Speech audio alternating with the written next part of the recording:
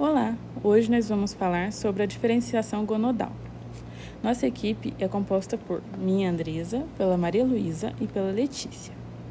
O sexo genético ele é estabelecido no momento da concepção, pelo tipo de espermatozoide que fecunda o ovócito, que pode ser carreador do cromossomo X ou carreador do cromossomo Y. A presença do cromossomo Y vai determinar se o embrião será do sexo masculino. Na fase inicial do desenvolvimento, o embrião é considerado bipotencial, ou seja, ele tem a capacidade de formar órgãos genitais femininos ou masculinos.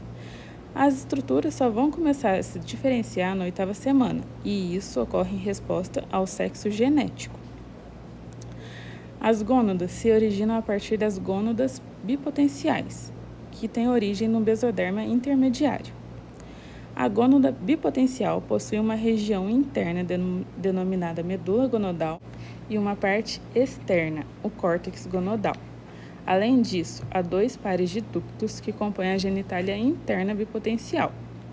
Os ductos de Wolff, que são precursores das estruturas genitais masculinas, e os ductos de Miller, precursores das estruturas genitais femininas. À medida que ocorre o desenvolvimento, somente um par de ductos irá se desenvolver. A genitália externa bipotencial também é composta de 4 estruturas: o tubérculo genital, as pregas uretrais, o sulco uretral e eminências lábio-escrotais, que irão se diferenciar em estruturas reprodutivas, masculinas ou femininas. O que determina a diferenciação sexual é a presença ou ausência do gene SRY, região determinante do sexo do cromossomo Y. Se o gene SRY estiver ausente, as gônadas darão origem a ovários, e se estiver presente, dará origem aos testículos. Agora nós vamos falar sobre o desenvolvimento embrionário feminino. No estágio bipotencial, com o feto de 6 semanas, o gene SRY não se expressa no embrião. A ausência desse gene desenvolve o córtex da gônada bipotencial em tecido ovariano. O hormônio antimilleriano, conhecido como AMH, é secretado pelas células de Sertoli testiculares. O tecido ovariano não possui as células de Sertoli e, consequentemente, a produção do AMH é ausente, o que leva ao desenvolvimento do ducto de Miller, dando origem à porção superior da vagina, ao útero e às tubas uterinas. No testículo, ocorre também a secreção da testosterona e o seu derivado, o dihidrotestosterona, conhecido como DHT, pelas células intersticiais.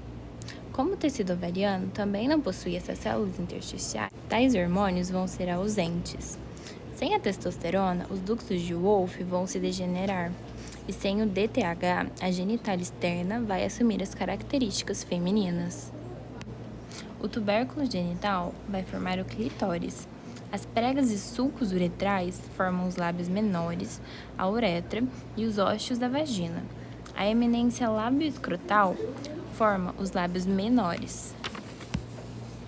Agora na imagem é possível identificar algumas estruturas, como o ovário, a tuba uterina, que é formada a partir do ducto de Miller, o útero e o canal vaginal.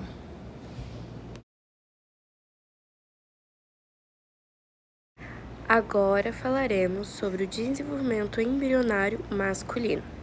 No estágio bipotencial, com um feto de 6 semanas, o gene SRY é presente em embriões X e Y.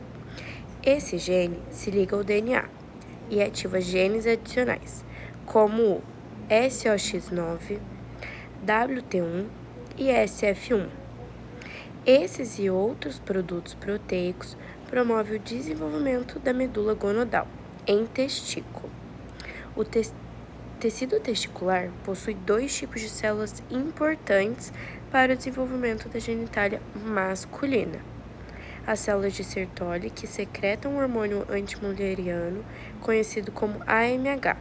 A presença desse hormônio causa a regressão dos ductos de Miller. E as células intersticiais, que secretam a testosterona e a dihidrotestosterona, conhecido como DHT. A testosterona promove o desenvolvimento dos ductos de Wolff em epidídimo, ducto deferente e vesícula seminal.